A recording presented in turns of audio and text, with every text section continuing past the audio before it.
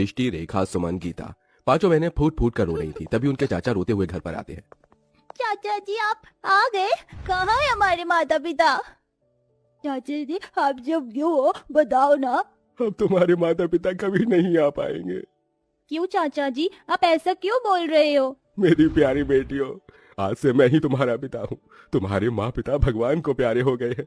अब वो भगवान के पास ही रहेंगे।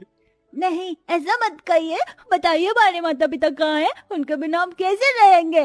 पांचों बेटियों की बातें सुनकर सर्वेश उन्हें गले से लगा लेता है, जिसके बाद वो रोते हुए अपने कमरे में आता है, जहाँ उसकी पत्नी निकिता उससे कहती है, कराए अपने भैया भाभी का अंतिम संस्कार? हाँ कराया। चलो ये तो ठीक है, लेकिन अब मुझे ये बताओ इन पांचों लड़कियों का क्या होगा? तुम ये कैसी बातें कर रही हो? इनका क्या होगा मतलब? अरे ये अनाथ हो गई हैं। इस घर के अलावा इनके पास और कोई रहने का ठिकाना भी नहीं है। वाह वाह, देखो तो सही, तुम्हारे भैया भाभी तो मर गए और हमारी छाती पर इन 5 लड़कियों को छोड़ गए। कौन करेगा इनका कन्यादान? मैं इनका चाचा हूँ, मैं करूंगा। तुम करोगे? तुमसे अपनी औलाद तो पाली नहीं जाती। तुम्हारा बेटा इतने दिनों से एक साइकिल की जिद कर रहा है, तुमसे एक साइकिल तो ली नहीं गई। इस घर और परिवार को चलाने के लिए मैं शहर जाकर नौकरी करूंगा। तुम हमारे बेटे और पांचों लड़कियों का ध्यान रखना। ऐसा कहने के बाद सर्वेश अपना सामान पैक करता है। चाचा जी आप कहाँ जा रहे हैं? तुम पांचों अपना ख्याल रखना, मैं शहर जा रहा हूँ काम के लिए। सर्वेश उनकी शादी के लिए पैसे जोड़ने शहर चला जाता है। इधर उसके जाते ही निकिता अनाथ बहनों के ऊपर अत्याचार करना शुरू कर देती है। अभी ये मेरा मुंह क्या देख रही हो? इस घर में तुम्हें फ्री फोकट की खाने को नहीं मिलेगी। चलो जल्दी जल्दी काम करो, घर में बहुत काम है।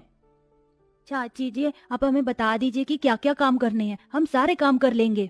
लेकिन हमारी ये 2 छोटी बहनें हैं, इनसे काम मत करवाइएगा। रोटी की कमाई हर किसी के लिए बराबर है, इसलिए तुम पांचों को ही घर के काम करने पड़ेंगे। रेखा, सुमन तुम जाओ और खाने की तैयारी करो। और इधर सुन गीता, तू घर की साफ सफाई कर। इसमें तेरी 2 छोटी बहन है, तेरी मदद करेंगी। मैं थोड़ी देर आराम करने जा रही हूँ। निकिता ऐसा कहकर अपने कमरे में आराम करने चली जाती है और इधर पांचों अनाथ बहनें अपने माँ बाप के मरने का गम लिए घर के अंदर सारे काम करना शुरू कर देती हैं। सब्जी बनाते हुए रेखा का हाथ जल जाता है। दीदी मेरा हाथ जल गया। अरे भगवान ये क्या हो गया? चल तू इस पर कोलगेट लगा ले, थोड़ी सी ठंडक मिलेगी तुझे। सुमन रेखा के हाथ पर कोलगेट लगा देती है। जैसे ही निकिता ये देखती है, वो फौरन सुमन के मुंह पर एक जोरदार तमाचा मारती है। क्या री?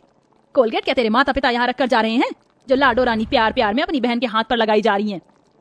रेखा का हाथ जल गया था चाची, बस इसीलिए। आइंदा अगर मुझसे बिना पूछे कुछ काम किया तो जिन हाथों से काम करोगे उन हाथों को ही तोड़ दूंगी। ऐसा कहकर निकिता चली जाती है। जैसे तैसे करके दोनों बहनें खाना बनाती हैं। खाना खाने के समय उसका बेटा निखिल कहता है, माँ कैसा खाना बनाया है, कितना बकवास है। निकिता सारा खाना फेंक देती है। तुम नालायकों को तो खाना बनाना भी नहीं आता, जाओ दोबारा से सही से खाना बनाकर लाओ। इस तरह निकिता दोबारा से उन बेचारी अनाथ बहनों को खाना बनाने के लिए भेज देती है। दोबारा खाना थोड़ा सही बनता है, इसलिए दोनों माँ बेटे खाना खा जाते हैं और उन पांचों के लिए कुछ नहीं बचाते। बहुत जोर से भूख लगी है दीदी, मुझे भी बहुत जोर से भूख लगी है। तुम यहीं रुको, मैं चाची जी से खाना लेकर आती हूँ। सुमन अपनी बहनों से ऐसा कहकर अपनी चाची से खाना मांगने जाती है, लेकिन उसकी चाची अपने बेटे के साथ अपने कमरे में सो रही होती है। चाची तो सो रही है, एक काम करती हूँ, खुद ही अपनी बहनों के लिए खाना ले जाती हूँ। सुमन ऐसा सोचकर रसोई में जाती है और खाना ढूंढने लगती है, लेकिन खाना तो खत्म हो चुका था। हे भगवान, आज तो हमारे लिए खाना भी नहीं छोड़ा चाची जी ने। सुमन मायूस होकर वापस अपनी बहनों के पास आ जाती है। कुछ नहीं था रसोई में, बस ये सूखी रोटियां थी, यही खाकर गुजारा कर लेते हैं, कल सुबह नाश्ता करेंगे। पांचों बहनें वहीं सूखी रोटी खाकर सो जाती हैं। अगले दिन जब सवेरा होता है तो निकिता घर के सारे काम उन्हीं से करवाने के साथ साथ बाहर के काम भी उन्हीं से करवाती है। इसी तरह अत्याचार करते हुए कुछ दिन बीत जाते हैं और होली आने वाली होती है। होली आने वाली है और मेरे बड़े भाई उनकी पत्नी घर पर आएंगी। तुम पांचों की पांचों कान खोल कर सुन लो, घर में अच्छे से साफ सफाई करना, जरा भी गंदगी नहीं रहनी चाहिए। सुमन, रेखा, गीता तुम तीनों बाजार जाकर सामान लेकर आओगी। निकिता होली के रंग और होली की डेकोरेशन के लिए सामान लाने तीनों बहनों को भेज देती है और यहाँ छोटी बहनों से घर के काम करवाती है। लेकिन बाहर से सामान लाते समय जब वो तीनों सड़क पार कर रही होती हैं, तो उनका ध्यान गाड़ियों पर नहीं होता, जिसकी वजह से उनका एक्सीडेंट हो जाता है। मेरे हाथ पर लग गई। चलो चलो, ज्यादा नहीं, थोड़ी सी खरोच चाहिए, घर चलते हैं। तीनों बहनें चोट लगने के बाद भी घर आ जाती हैं, जहाँ उनका टूटा फूटा गंदा सामान देखकर निकिता बहुत गुस्से में आ जाती है। ये तुमने क्या किया? सारा सामान बर्बाद कर दिया। कहाँ लोट पोट होकर आ रही हो? चाची जी हमारा एक्सीडेंट हो गया था, हमें चोट भी लगी है। मुझे बहाने देने की जरूरत नहीं है, मैं तुम्हें अच्छे से जानती हूँ। चलो अब जाकर काम करो घर के। पांचों बहनें घर के कामों में ही लगी रहती हैं। 2 दिन में इतने के बाद होली आ जाती है। यहाँ होली वाले दिन घर पर बढ़िया बढ़िया पकवान भी आते हैं, जो निकिता अपने कुछ रिश्तेदारों के साथ बैठकर खा रही होती है। साथ में उनका बेटा निखिल भी बढ़िया बढ़िया पकवान खाते हुए पांचों बहनों को चिढ़ाता है। देखो देखो, तुम्हें ये खाने को कभी नहीं मिलेगा, इसलिए मुझे देखकर ही अपना मन भर लो। निखिल के ये कहने पर पांचों बहनें उसे देखती ही रह जाती हैं। कुछ देर बाद निखिल पिचकारियों से खेल रहा होता है तो वो उन पांचों बहनों को दिखा दिखाकर उन्हें चिढ़ाता है, जिसके चलते वो पांचों अपनी चाची के पास जाती हैं। चाची चाची हमें भी भूख लगी है, हमें भी पकवान खाने हैं। चाची हमारे माता पिता हमारे लिए हर साल होली पर पिचकारी और रंग लाकर दिया करते थे होली खेलने के लिए, आप हमें दे दो, हमें होली खेलनी है।